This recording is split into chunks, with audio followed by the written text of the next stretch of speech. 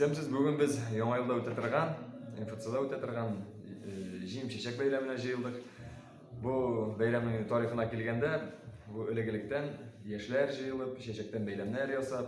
Şimdi ezgine özgärişler kiritip, şu bizim Yeni yıl halkı üstürgen rastladılar, napşıgıp, yerminke yasap montaşarız bu yılga. Şimdi kileşekte bu beyramını tağın da kengire gitip yasarбыз dep, uylu bizim planga kiritebиz.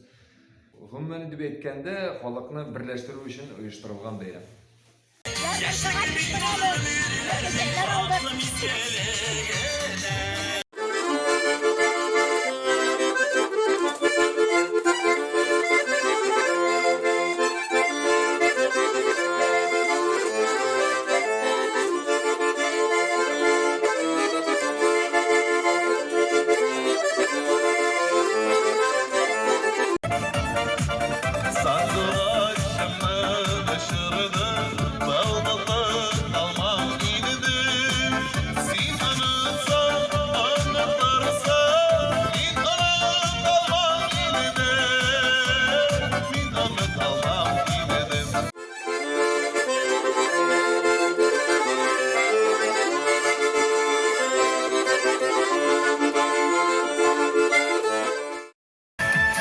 Komşudan başlanan hatta dingizlerde, komşudan başlanan yaşlık günellerde.